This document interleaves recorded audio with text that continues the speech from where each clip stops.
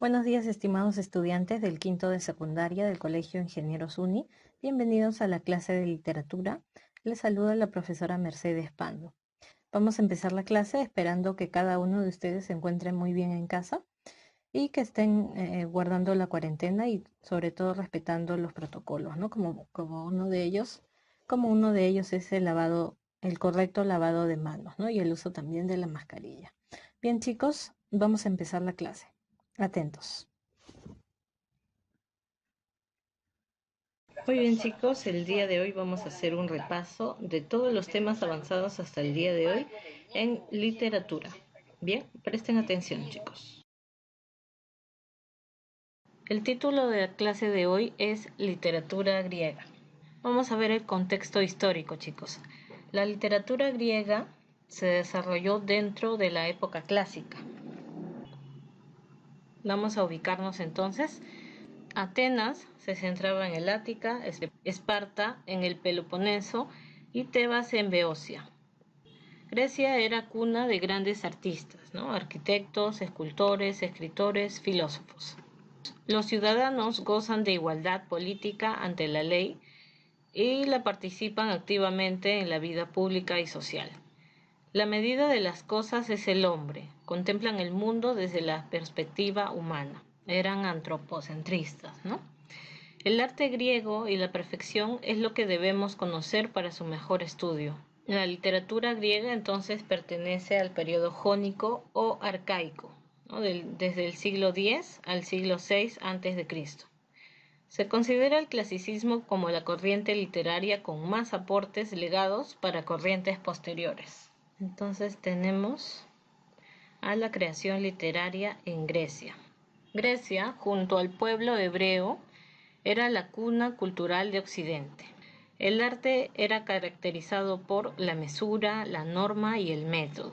Dentro de la creación literaria tenemos a la mitología y a la lengua. En la mitología tenemos que era fuente de inspiración y que tenía también dioses antropomórficos que eran inmortales, ¿no? Es decir, dioses que tenían forma de hombres, ¿no? Y que a su vez eran inmortales. También tenemos a algunos héroes semidioses. La lengua griega, su fonética era musical, la sintaxis era flexible, el léxico era bastante rico y el medio de comunicación era muy desarrollado.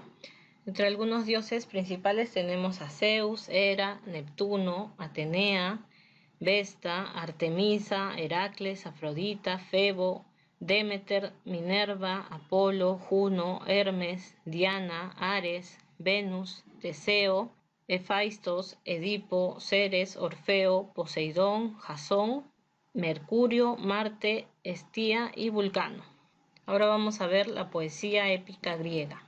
Tenemos aquí entonces el nacimiento de la poesía épica, ¿no? Que procede de la tradición oral. Cuenta las hazañas de héroes del pasado. Es obra de un aedo, ¿no? O sea, un cantor.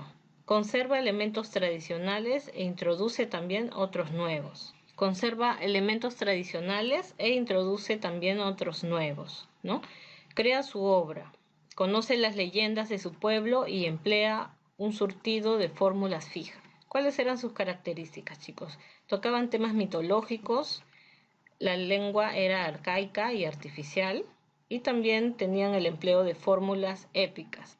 Hacían uso de un solo tipo de verso, ¿no? El hexámetro. Recuerden eso, chicos. Ahora vamos a ver a Homero, ¿no? Homero nació en el siglo 8 a.C. Escribió 12 obras. Sus obras más importantes fueron la Ilíada y la Odisea, ¿no? Que llegan a nosotros en forma de rapsodias y las fijan por escrito. Los niños las aprendían de memoria, dicen chicos, en ese tiempo. La Ilíada se recitaba entera. Seguimos entonces con la poesía épica griega.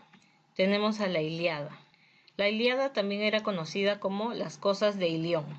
Constaba de 24 cantos o rapsodias. Narra un episodio del 10º año de la guerra de Troya. El tema central era la cólera de Aquiles.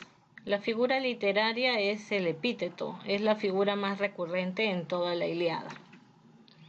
El tipo de verso era hexámetro. Recuerdan, chicos, que era el tipo de verso más usado en la época. En la estructura de la obra tenemos que el desarrollo era lineal, es decir, no rompía con la cronología, ¿no?, del tiempo. Todo es lineal. Se presenta una situación de enfrentamiento y existe un conflicto interno inicial. Finaliza con las muertes de Patroclo y Héctor. ¿Cuáles son las características de la Ilíada? La cólera de Aquiles es el tema central, ¿no?, que contiene digresiones también, es decir, otras acciones, ¿no? La acción busca la atención del lector. El espacio y tiempo son imprecisos. La tensión narrativa es tensión y distensión. La descripción es activa. Quiere decir que todo el tiempo nos están describiendo los escenarios y los hechos. Hacen el empleo del epíteto épico y de comparaciones, ¿no?, como les había mencionado. Ahora vamos a ver un pequeño resumen de la Ilíada, chicos. Sí, pongan atención, por favor. Antes de pasar al video, vamos a hablar sobre los antecedentes de la Ilíada, ¿sí? Se encontraban en el Olimpo la diosa Tetis y el mortal Peleo para celebrar su matrimonio. Los dioses fueron invitados menos la diosa Eris, diosa de la discordia, y molesta por no tomarla en cuenta, arrojó una manzana de oro con una inscripción: para la más bella. Es por eso que tres diosas luchan por la manzana: Afrodita, Hera y Atenea. Y Zeus al final determina que se dirijan a la tierra y que un mortal decida cuál es la más bella.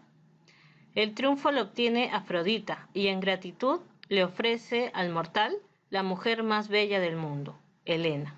Mencionar entonces que el clasicismo le da mucha importancia a la forma, es decir, a la palabra, y adquiere un gran interés por el fondo, o sea, la idea, buscando así un equilibrio entre ambos.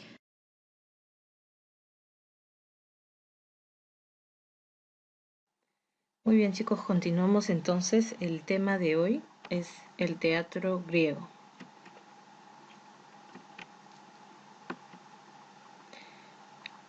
Como contexto histórico tenemos que se desarrolla en el siglo de Pericles, que es el siglo V hasta el año 323 a.C. Bien, el siglo de Pericles es el periodo más esplendoroso de la Grecia clásica. Pericles gobernó por más de 30 años a Atenas. Él instituye la democratización política y activó también la economía y la vida cultural en las polis, que eran las ciudades más importantes, ¿no? Bien, el teatro griego nace relacionado con la celebración de una fiesta religiosa en honor al dios Dionisio, ¿no?, que es también conocido como Baco, ¿no?, el dios del vino. Se celebran trilogías o tetralogías. Las obras eran sometidas a un concurso y se premiaba al dramaturgo, al corego, que era el financista de estos espectáculos, y también se premiaba a los protagonistas.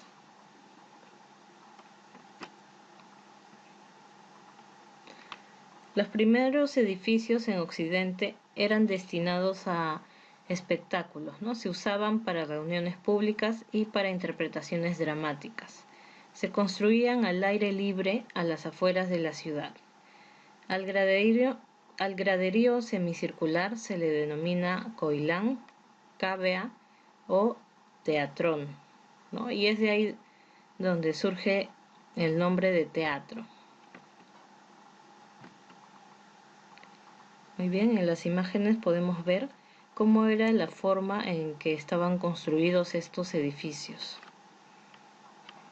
Tenía una forma semicircular, como pueden ver. Muy bien, chicos, algunos de los primeros teatros podían acomodar a 15.000 espectadores. Las gradas estaban en torno a la orquesta o orchesta, donde se colocaban los músicos. Se bailaba y se situaba el coro que relataba la acción de la obra y actuaba mientras los actores se cambiaban. El escenario quedaba detrás de la orquesta y estaba cerrado por un sencillo muro. Con el tiempo se diferenció el proscenio y la escena. Vamos a ver, chicos, las características. Bien, chicos, veamos las características. Tenían una finalidad didáctica, ¿no? Las tragedias tenían una finalidad didáctica. Se buscó la catarsis. ¿Qué es la catarsis, chicos? Es la purificación a través del terror y la compasión, ¿no? Se representaban hechos que hacían reflexionar a las personas, ¿no?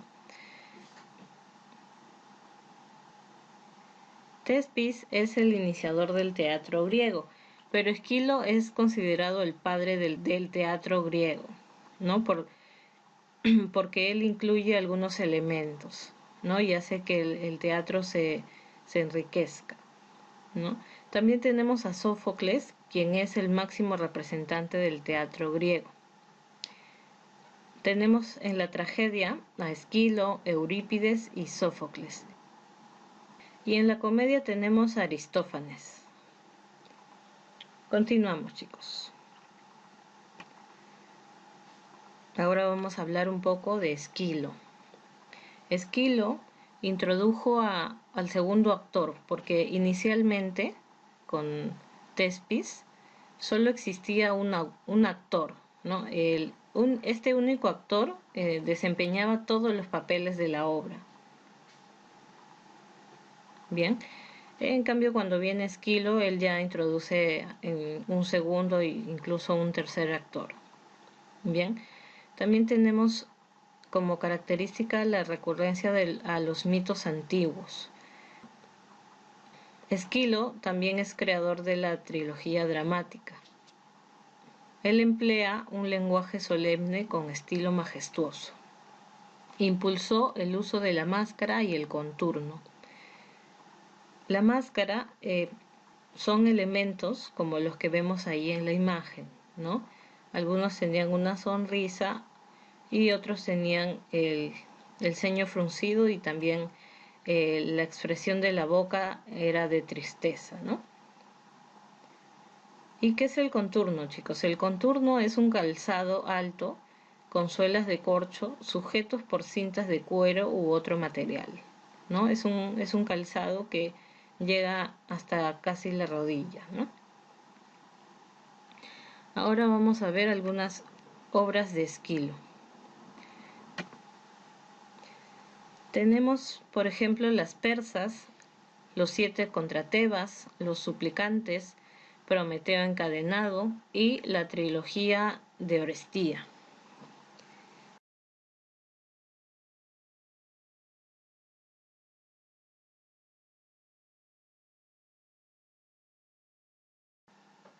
Buenas tardes, estimados estudiantes. Les saluda la profesora Mercedes Pando y el día de hoy nos toca el curso de literatura.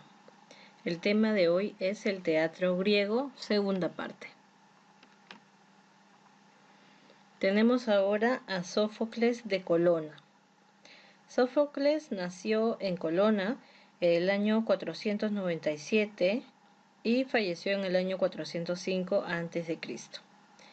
Fue hijo de un rico armero llamado Sofilo. En el año 468 se dio a conocer como autor trágico al vencer a Esquilo. Se dice que Sófocles participó en uno de los tantos concursos que había y lo venció gracias a sus tragedias, ¿no? Un aporte de Sófocles es que rompe con la trilogía, ¿no? A diferencia de Esquilo, Sófocles ya no trabaja con trilogías. Es considerado símbolo del siglo de Pericles. Las características son que perfecciona la tragedia, aumenta el número de actores a 3, llamados los triagonistas. Introduce la psicología en sus personajes. Utiliza las 3 unidades de teatro. Las 3 unidades de teatro son las planteadas por Aristóteles en su Poética. La unidad de acción, la unidad de tiempo y la unidad de lugar. Sófocles inicia la humanización de la tragedia. Impone también el decoro. Entre sus obras tenemos Edipo Rey, Edipo en Colonna, Antígona, Electra, Áyax, Filoctenes, las Triquinias, ¿no? Esas son las obras que se han podido rescatar de Sófocles, pero en realidad se dice que han sido más de 100. Lamentablemente con el tiempo no se han podido recuperar esas obras, ¿no? Entonces se puede decir que solamente tenemos una muestra del trabajo de Sófocles. Bien, les voy a comentar un poco más acerca de Edipo Rey. Bien, Edipo Rey es una tragedia, chicos, porque como hemos escuchado, se trata de una profecía, ¿no? Que le hacen al rey Layo y a Yocasta, ¿no? Le dicen que van a tener un hijo y que este hijo va a asesinar a su padre. En la obra se presenta a Edipo ya siendo rey de Tebas, ¿no? Y como esposo de Yocasta, y que para salvar a la ciudad de la peste comienza a investigar la muerte del rey anterior, ¿no? Que es Layo, y poco a poco se descubre la verdad que Edipo es el asesino que está buscando, ¿no? Layo era su padre y su esposa Yocasta es al mismo tiempo su madre. Yocasta se suicida colgándose y Edipo, horrorizado por el parricidio y el incesto, se ciega a sí mismo desesperado, ¿no? Y pide a su cuñado Creonte que le deje partir al destierro y se quede con sus 2 hijas, ya que sus 2 hijos son hombres y sabrán cómo actuar.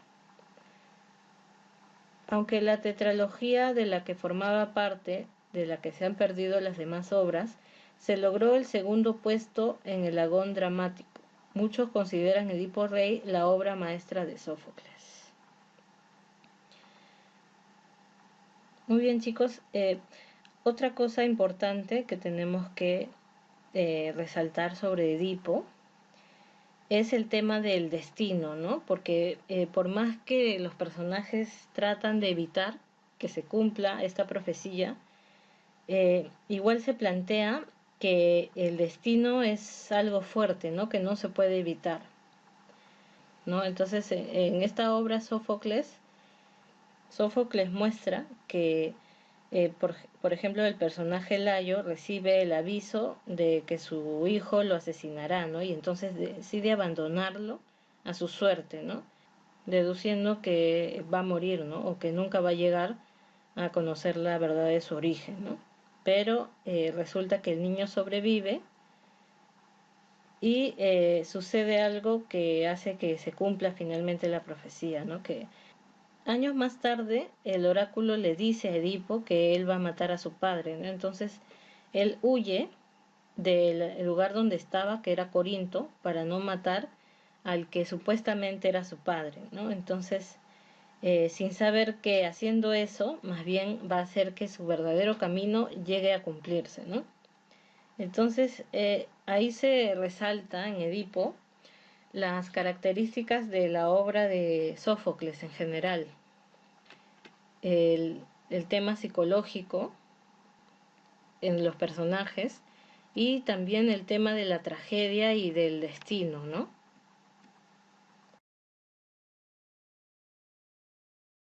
El día de hoy nos toca el tema literatura romana. Vamos a ubicarnos primero en el contexto histórico.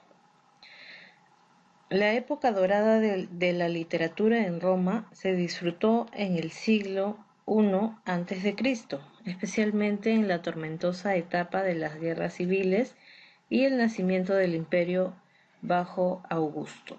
Durante esa etapa, Virgilio, Oviedo, Séneca, Horacio, Marcial y muchos otros autores considerados como los más importantes de la literatura romana. Ahora vamos a ver sobre Virgilio, ¿no? Que es uno de los autores más importantes de la literatura romana. Bien, nació el año 70 a.C. en Andes, que es provincia de la ciudad de Mantua. Bien, en el año 43 al 39 a.C. compone las bucólicas y comienza la redacción de las geórgicas. En el año 40 a.C. pertenece al círculo del emperador Octavio Augusto y traba relación con el poeta Horacio. En el año 29 al 19 a.C. redacta la Eneida, que no llega a dar por acabada. Vivió uno de los periodos más atormentados de la historia de Roma, la guerra civil entre César y Pompeyo, el cual terminó con el asesinato del primero y las posteriores luchas intestinas entre el Partido Republicano, representado por el Senado, y los herederos de César, unidos bajo Octavio. Este último sería posteriormente emperador con el nombre de Augusto. Mantendría una estrecha relación con el poeta. El horror a la discordia civil, el amor a la paz y el orden marcarán todas sus obras. Ahí tenemos, chicos, una imagen de Virgilio, ¿no? Entre sus obras más importantes tenemos las églogas o bucólicas, las geórgicas y la Eneida, ¿no? Que es la más representativa de Virgilio. Bien, ahí tenemos a la Eneida. Vamos a hablar un poco más acerca de Virgilio. Bien. Bueno, Virgilio murió el 21 de septiembre del año 19 a.C. y en Brundisium, o el actual Brindisi. Su seudónimo fue Virgilio y su nombre completo era Publio Virgilio Marón. Se ocupaba de la poesía y tenía como género la poesía épica, la poesía didáctica y la poesía pastoral. Fue influido por Homero, Calímaco, Enio y Lucrecio. Influyó también en Oviedo, en Lucano, en Estacio, en Dante Alighieri, Ludovico Ariosto, entre otros. Virgilio fue un poeta romano, autor de la Eneida, las bucólicas y las geórgicas. En la obra de Dante Alighieri, La Divina Comedia, fue su guía a través del Mantua, Milán, Roma y Nápoles. Se mantuvo siempre en contacto con los círculos culturales más notables, ¿no? Estudió filosofía, matemáticas, retórica y se interesó por la astrología, la medicina, la zoología y la botánica. De una primera etapa influido por el epicureísmo, evolucionó hacia un platonismo místico, por lo que su producción se considera una de las más perfectas síntesis de las corrientes espirituales de Roma. Fue creador de una grandiosa obra en la que se muestra como un fiel reflejo del hombre de su época, con sus ilusiones y sus sufrimientos a través de una forma de gran perfección estilística. Fue hijo de campesinos. Nació en una aldea en Mantua, en la región italiana, y Venetia et Istria. Recibió una esmerada educación y pudo estudiar retórica y poesía gracias a la protección del político Cayo Mecenas. Muy bien, entonces sabemos que Virgilio tuvo bastante contacto con gente de la política y con los estudiosos de la época, ¿no? Él también fue uno de ellos, ¿no? Porque cultivó bastantes ciencias y también humanidades, ¿no? Vamos a ver entonces un poco de sus obras. Dice, entre los años 42 y 39 a.C. escribió las églogas o bucólicas, que dejan entrever los deseos de pacificación de Virgilio en uno de los poemas que exaltan la vida pastoril e imitación de los idilios del poeta griego Teócrito, aunque estilizados e idealizadores de los personajes campesinos, incluyen referencias a hechos y personas de su tiempo. En la famosa Égloga 4 canta la llegada de un niño que traerá una nueva edad dorada a Roma.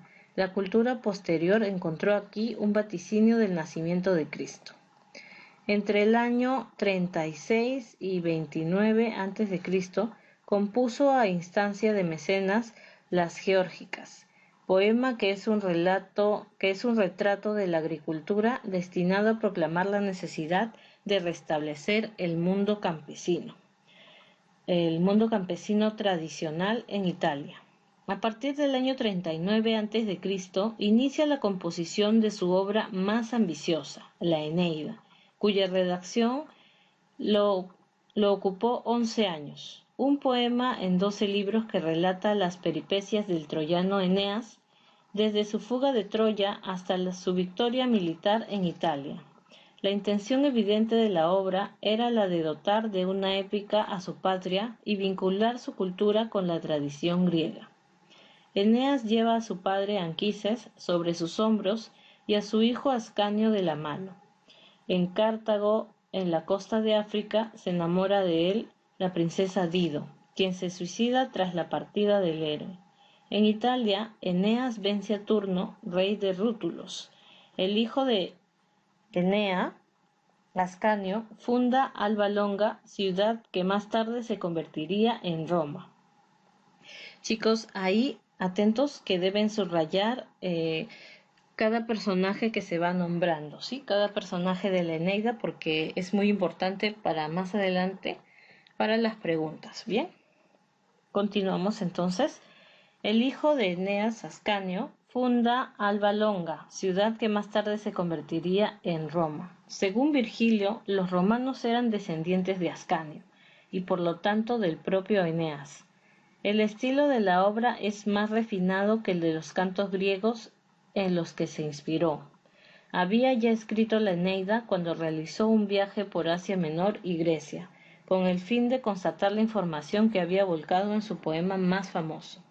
En Atenas se encontró con Augusto y regresó con él a Italia ya enfermo. A su llegada a Brindisi pidió al emperador antes de morir que destruyera la Eneida. Augusto se opuso rotundamente y no cumplió la petición, para gloria de la literatura latina y para gloria de todos, ¿no? Porque hasta el día de hoy se sigue estudiando la Eneida. Muy bien, seguimos entonces con características. El perfecto verso de Virgilio fue elogiado y considerado ejemplar tanto entre sus coetáneos como en la Edad Media. El Renacimiento y las siguientes, al tiempo que la Eneida era estudiada como un tratado de filosofía y política, cuando no considerada la obra de un vidente. El esfuerzo de los renacentistas por unir el cristianismo con la cultura clásica encontró en Virgilio su principal referencia. Dante tomó su figura como uno de los personajes principales de su obra La Divina Comedia. Representa la razón y ayuda a Dante a atravesar el infierno y el purgatorio. Por otra parte, Hernán Bloch, en su novela La muerte de Virgilio, narra sus últimos días.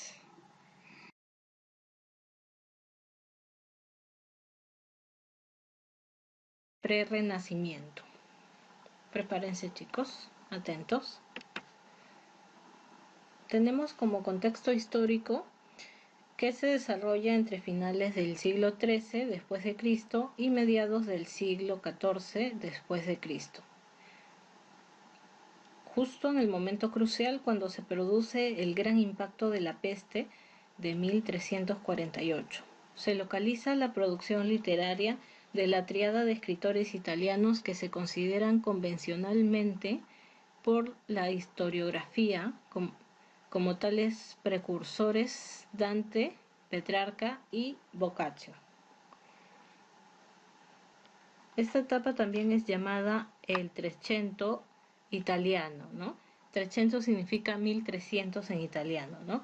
O siglo XIV después de Cristo.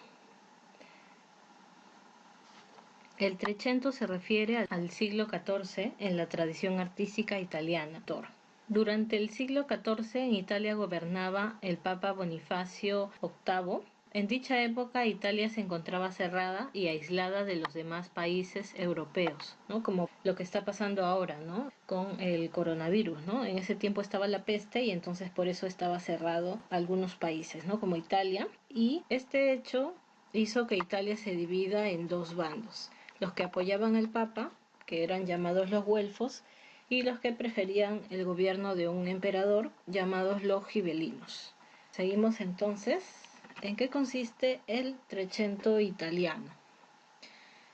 En esta etapa, chicos, surge un grupo llamado Dolce Stilo Novo, cuyos miembros eran Guido Cavallanti, Guido Guinizelli, Lapogliani, Sino Pistoia, además del propio Dante. Los tres principales escritores italianos medievales escribieron en el siglo XIV. Dante, con la Divina Comedia, que fue compuesta desde 1304. Boccaccio, que escribió el Decameron o el Decamerón, fue escrito entre 1351 y 1353. Y también tenemos a Petrarca con su famosa escalada a Mont Ventoux.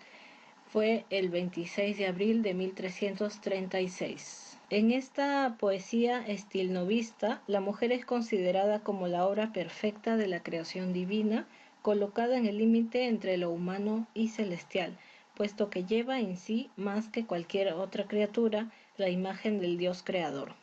Como saben, chicos, la mujer es privilegiada o bendecida con el don de la vida, ¿no? Es por eso que lo comparan con la imagen del creador, ¿no? Que también da vida. De esta manera reelaboran los conceptos de la poesía trovadoresca y provenzal. Muy bien, chicos, ahora vamos a ver un poco sobre Dante Alighieri. La obra máxima de Dante Alighieri es la Divina Comedia. Vamos a leer entonces una parte de la Divina Comedia, pero antes vamos a señalar algunos aspectos de su biografía. Dante Alighieri nació en Florencia en mayo de 1265. Era de familia noble pero sin fortuna, perteneciente al partido güelfo, o sea, los partidarios del Papa. Su padre fue don Alighieri di Bellicione y su madre doña Bella. El nombre de Dante es abreviación de Durante o el Constante. Los padres de Dante murieron cuando él todavía era un niño. Otros familiares tomaron a su cargo al huérfano y le proporcionaron excelente educación. El hecho más notable durante su juventud fue su amor por Beatriz Portinari, a quien conoció hacia el 1274. Bien, cuando él tenía entonces 9 años, ¿verdad? Y quedó enamorado de ella. Una de sus primeras obras conocidas se tituló Vita Nuova, que escribió 2 años después de la muerte de su amada. Tenía la misma edad que Dante, quien a los 10 años se enamoró de ella, pero en 1288, quizás por motivos políticos, Beatriz fue dada en matrimonio a Simeone de Bardi, y en junio de 1290 murió cuando apenas tenía 24 años de edad. Dante, para recuperarse del duro golpe de la muerte de su amada, se sumergió en sus estudios sobre los artistas clásicos, en especial de Virgilio, que fue su mayor influencia. Pasados los 30 años de edad, desposó a una dama florentina, llamada Gemma Donti, con la cual tuvo 4 hijos. Hacia esta época, Dante tomó parte activa en la vida política de su patria, con tal éxito que en 1300, con 35 años, fue elegido uno de los 6 regidores que gobernaban la República. Interesante, chicos. Entonces fue también un miembro de la política del lugar donde él vivía, ¿no? En Florencia andaban muy agitados los tiempos. Los negros, los gibelinos, se revolvían contra los blancos, los güelfos. Dante pertenecía al partido de los blancos. Después de 2 años de lucha triunfaron los negros, siendo desterrados todos los jefes blancos, entre ellos Dante, quien no volvería a ver jamás a su mujer y a su patria. El más ilustre hijo de Florencia fue también desposeído de su casa, de su honor y de sus bienes. Su hogar fue devastado y tuvo que comer el pan de la caridad. En su destierro escribe El banquete, en el que estudia los problemas más profundos que preocupan el pensamiento medieval. Posteriormente empieza a trabajar en la Divina Comedia. Los problemas políticos continúan y Dante escribe un nuevo libro, La monarquía, tratando de contribuir con la pacificación en Ravenna. En 1321 muere el poeta a la edad de 56 años. Entonces tenemos la Divina Comedia, que es su obra capital. La vida nueva, donde se refiere al nacimiento de su amor por Beatriz. Tenemos la monarquía, que es tratado político en lengua latina. También tenemos de vulgar elocuencia, que es el tratado lingüístico. Defiende la validez del italiano como lengua de creación literaria. También el cancionero, que son poesías o poemas de amor. También tenemos el banquete, ¿no? Entonces vamos a ver la Divina Comedia. En el texto que tenemos aquí enfrente, chicos, es una parte del purgatorio que está incluido en la Divina Comedia, ¿no? Vamos a ver un poco más de la obra antes de leer estos versos, ¿sí? En el siglo XVI, Giovanni Boccaccio le une el calificativo de divina a la comedia dantesca. Inicialmente se llamaba la comedia dantesca. Dante dio a su mejor obra poética el nombre de comedia porque su desenlace es feliz y su concierto sombrío. La Divina Comedia pertenece al género épico, la especie es epopeya religiosa, la estructura es 4.230 versos escritos en tercetos. La obra presenta 100 cantos, es eminentemente alegórica. Vamos a ver las partes entonces de la comedia o Divina Comedia. Número 1 tenemos el infierno con 34 cantos, 10 círculos. Un vestíbulo, 9 círculos. Vamos a ver ahí una imagen. No se ven las letras, pero lo importante es que vean más o menos cómo es la estructura, ¿no? El infierno entonces con 10 círculos, ¿no? Un vestíbulo y 9 círculos. Ahí lo van a observar. Como ven, por ejemplo, en la parte de arriba del infierno vemos las 3 cruces, ¿no? Esta parte es la tierra, ¿no? Debajo de la tierra para Dante está el infierno, con 10 círculos que tienen diferentes niveles para cada pecador, ¿no? En la parte número 2 es el purgatorio con 33 cantos, 10 cornisas. Tenemos la playa, antepurgatorio, 7 cornisas y el paraíso terrenal. Aquí lo vemos, chicos. Bien. Y también tenemos el paraíso, que tiene 33 cantos, 10 planetas o cielos. Tenemos 9 cielos móviles y una esfera inmóvil, ¿no? Que es Empidio, cielo en el que reside Dios. Aquí lo vemos, chicos. Aquí lo vemos, el paraíso. Vemos aquí es donde reside Dios, ¿no? Y vemos aquí que son como planetas, ¿no? Los que menciona Dante, ¿no? Para él el paraíso es así. Y el paraíso está arriba de la tierra, ¿no? No es, es donde él ubica el paraíso. Vamos a ver los personajes de la comedia o Divina Comedia. Tenemos a Dante, que simboliza al hombre extraviado. Tenemos a Beatriz, que significa la fe y la teología. Tenemos también a Virgilio, que simboliza la sabiduría. Tenemos a las fieras, que son símbolo de las pasiones. El león, la soberbia, el leopardo significa la lujuria y la loba, la avaricia. Tenemos también a Caronte, que es el barquero que transporta a los condenados. Tenemos también a Minos, que es el legendario rey de Creta, juez del infierno. Como juez del infierno lo tenemos aquí. También tenemos a Cerbero, que es el perro guardián del infierno. Por ejemplo, aquí hay una clara influencia de Cancerbero, ¿no? De la mitología griega. Bien. Tenemos también a Catón, que es guardián del purgatorio. También tenemos a San Bernardo, que es el último guía de Dante.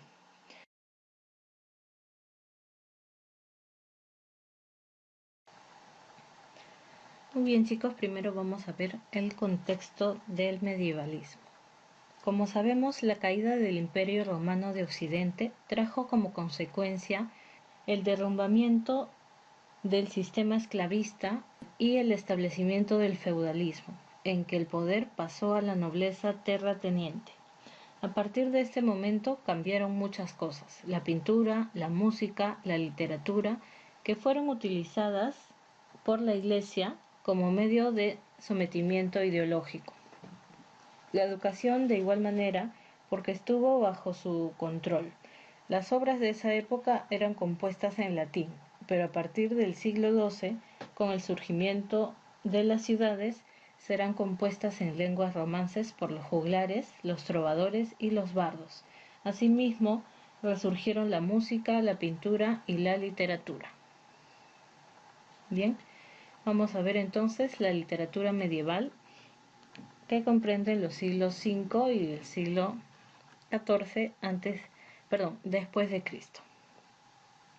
Vamos a ver el contexto histórico-social. La Edad Media se inicia a mediados del siglo V cuando el Imperio Romano de Occidente, ya entonces en decadencia, es destruido por las invasiones bárbaras, se prolonga hasta finales del siglo XIV, cuando cobra fuerza el fenómeno del Renacimiento y cuando Europa inicia su expansión mundial con el descubrimiento de América.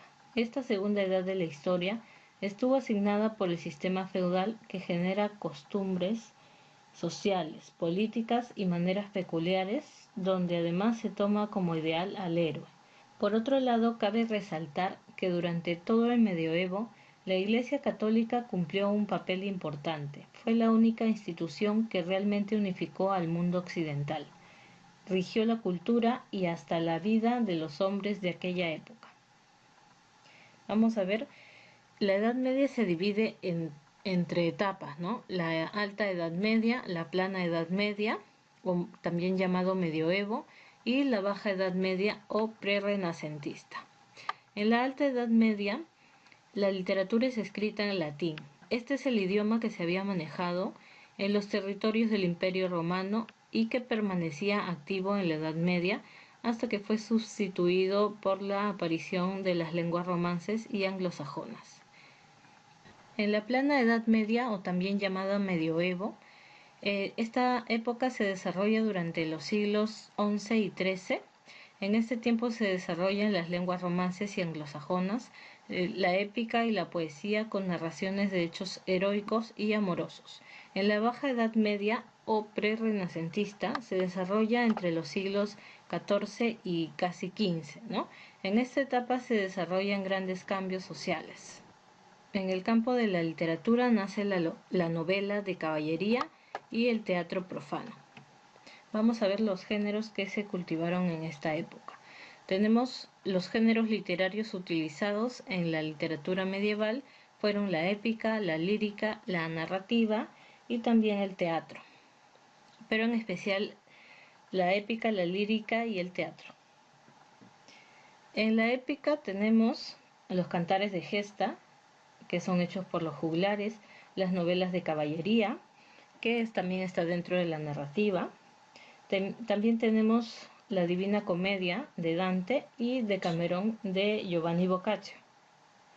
En el género lírico tenemos poesía hagiográfica sobre los santos, también tenemos poesía de amor cortés de los trovadores. En el teatro tenemos los autos sacramentales, que son del siglo XII. Vamos a ver también las características, chicos. Como se podrán dar cuenta, chicos, una de las características más importantes y más resaltantes es que en esta época son teocentristas. ¿Qué quiere decir esto? Que ponen a Dios en el medio de todo, ¿no? Dios es el más importante en esta época. La temática es heroica, histórica y también religiosa. Desarrolló los géneros lírico y épico, afianzando la utilización del verso. También está la exaltación a lo nacional. Muy bien, desarrolló entonces historias de caballerías para promocionar valores cristianos.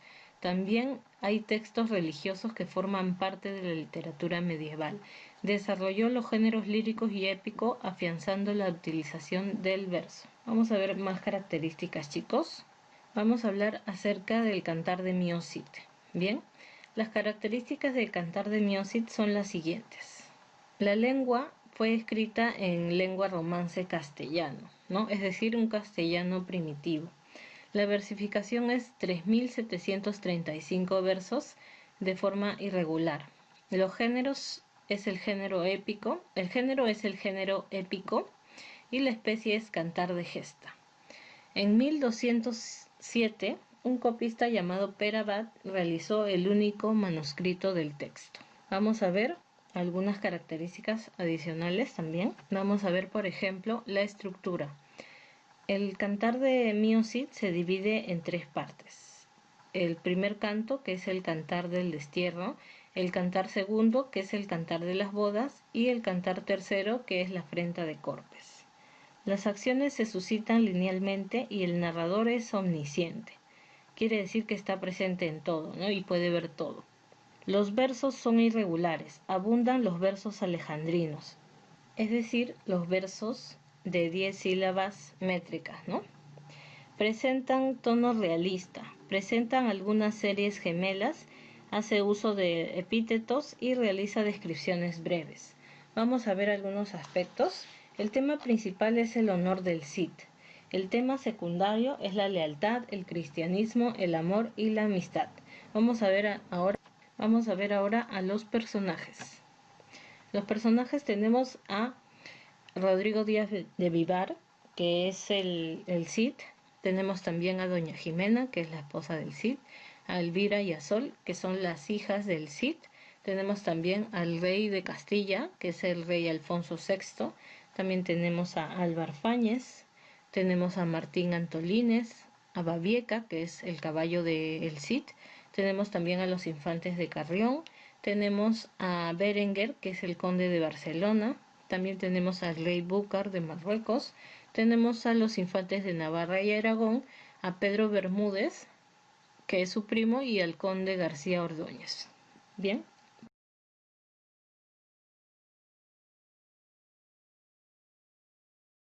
Bien, chicos, el tema de hoy es el Renacimiento. Vamos a ver en qué consiste el Renacimiento en la literatura. Veamos el contexto histórico.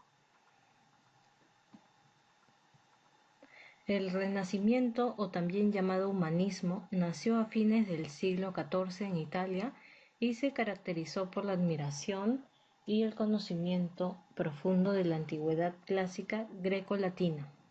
Debe su nombre al hecho de que valorizó al hombre, pues consideró que era él y no Dios el centro y finalidad de las cosas.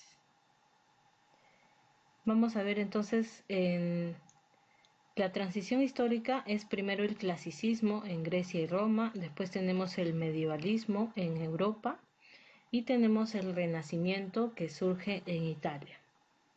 Se conoce con el nombre de Renacimiento a la corriente artística y literaria que predominó en Europa en los siglos XIV y XVI.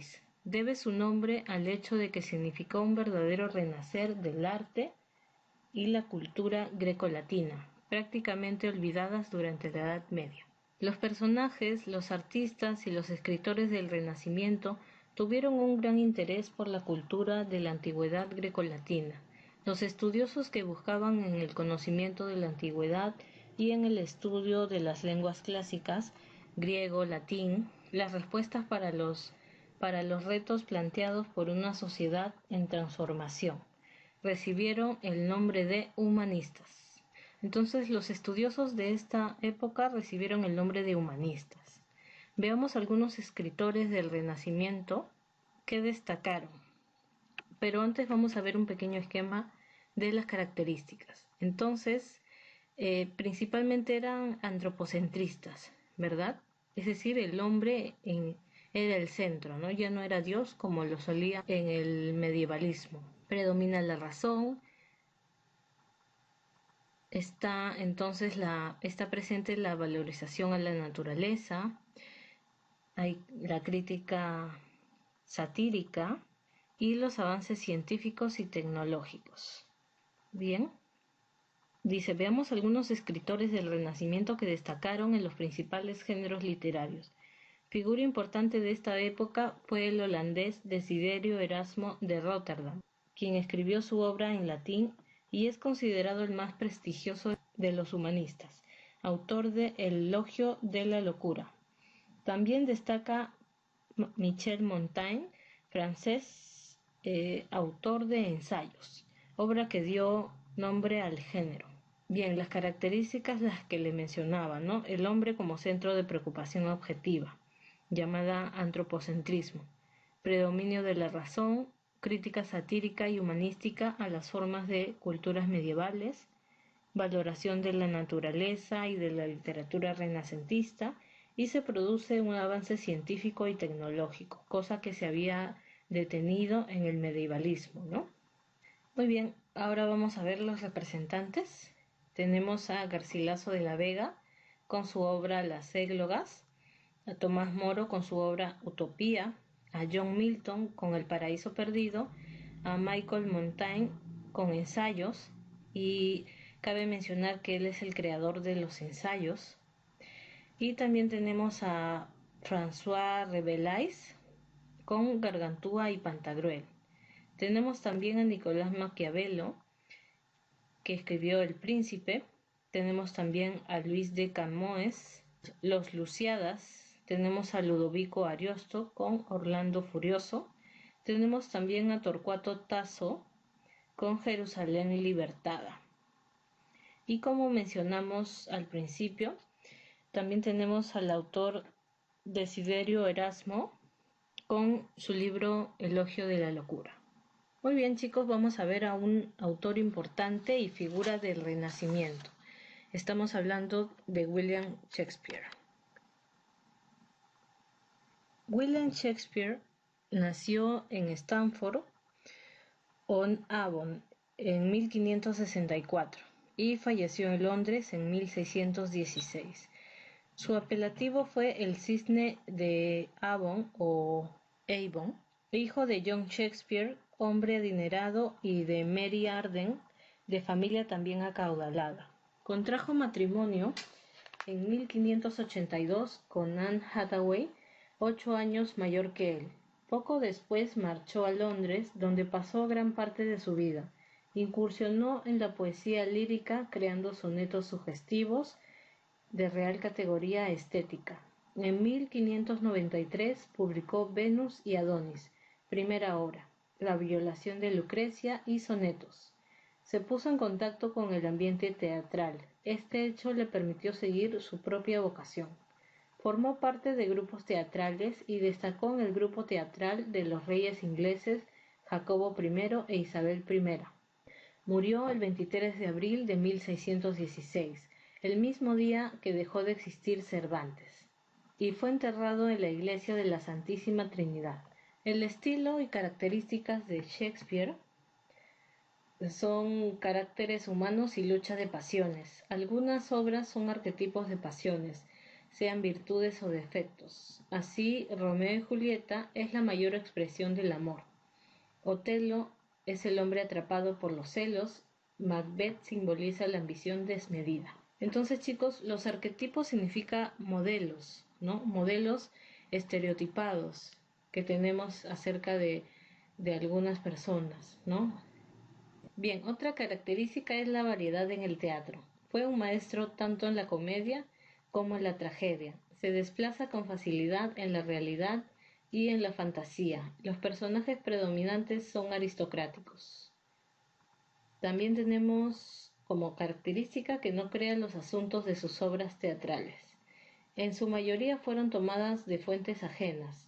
En el virtuoso talento shakespeariano convirtió en incomparables la calidad de sus obras. Síntesis. Es otra característica. Es una figura de transición entre el Renacimiento y el Barroco.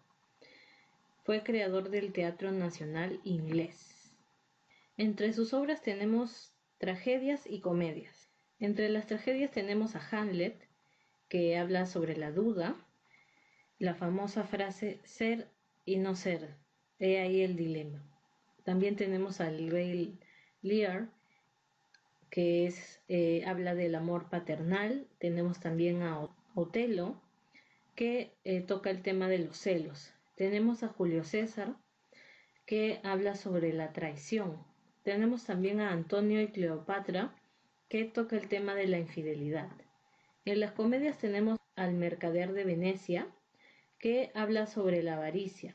Tenemos también La Tempestad, que es el ideal educativo. Habla sobre el ideal educativo. Tenemos también sobre la obra Las Alegres Comadres de Windsor, que habla sobre el arribismo. Y tenemos también La Fierecilla Domada, que habla sobre el machismo.